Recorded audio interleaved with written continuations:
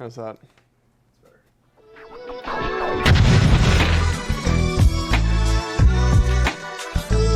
Ooh, 38. Mountain biking is excellent.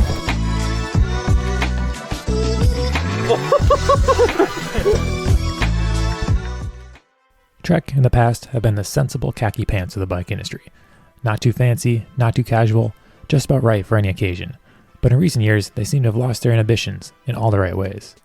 At some point, they got rad, quit their job, abandoned the freeway, and they're now off bushwhacking straight to Burning Man, doing their own thing. And the Slash seems to be a continuation of this newfound irreverence. Dare we even say, confidence. But Trek is a big brand with big considerations, so what are the cornerstones of the new Slash?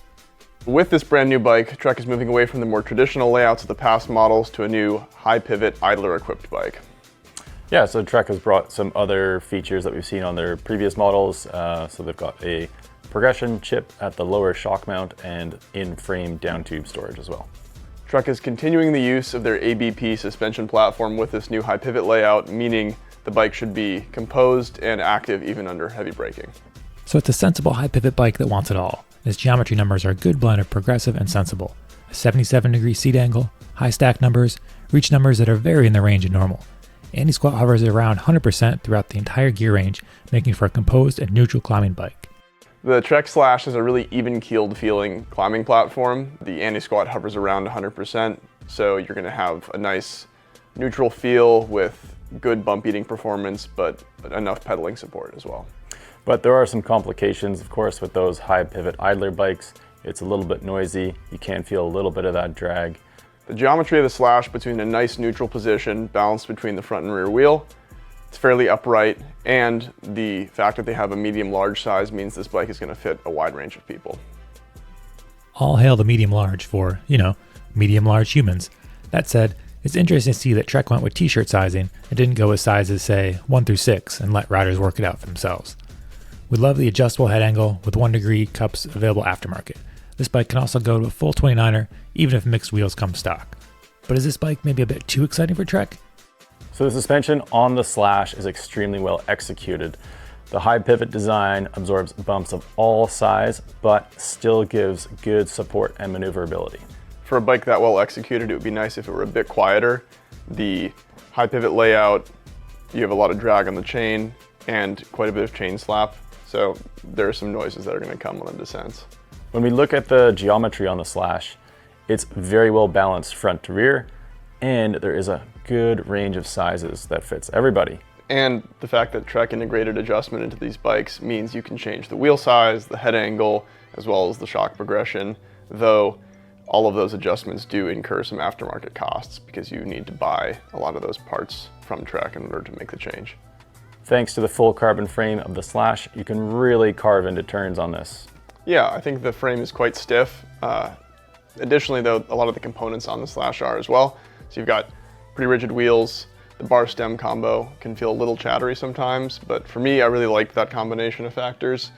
The only downside to it is because you can push into corners so hard, I had the chain hop that lower idler a couple times.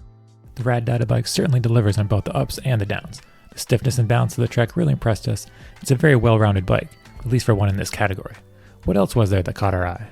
The Trek Slash comes with a whole host of very well thought out features, the first of which is the in-frame storage. I think Trek did a really good job with this. It's one of the more secure we've seen on the market. And additionally, you can fit a full-sized bottle into the frame regardless of size. So the size small can take a full-size water bottle, but it does have a 27.5 front wheel. That's a little odd and maybe might be a downside for some of the Enduro racers that would fit that size small frame. Would you agree? Yeah, it's true. I think the lack of a 29er option for the small size is kind of an oversight here, but to their benefit, Trek did think about the dropper post sizing on these bikes. On a size medium, you can slam a 200 mil post, which is going to be great news for pretty much any sized rider out there. This bike seems to be a pragmatic proposition that covers off most of the bases very well, even if for all Trek's trickery they couldn't quite stop it from having more clangs and bangs than a 1970s sci-fi movie. But who is the bike for? Okay, so this bike is going to be for anybody who wants to race enduro or ride any kind of gnarly terrain. The Slash really is a super capable bike, except it might not be the choice for someone who tends to avoid drivetrain maintenance. Similarly, it's kind of noisy, so people who want super quiet bikes might not love it. And lastly, It's not the fastest climber out there, but it does handle technical terrain very well. All right, that's enough with the dad jokes. Let's get into the pros and cons. So the pros of the Trek Slash, we've got excellent suspension feel, really dialed geometry, plus a whole host of frame features and aftermarket adjustments.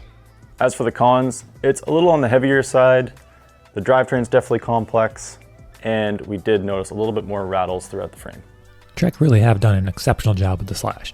Its geometry and suspension performance are commendable, although it doesn't quite feel like it's 100% dialed when it comes to the noise level and lower chain guide execution. That said, Dario is confident that with 20 minutes, some aftermarket silencing tape, and a strong cup of tea, he could get this bike to a much better place, even if it is a little disappointing to not have this covered from the start in a bike at this level. For $9,400, they can at least include the tea bags. If you can get over the noise, going both up and down, this is a genuinely impressive and multifaceted bike with shock performance that at times left us awestruck.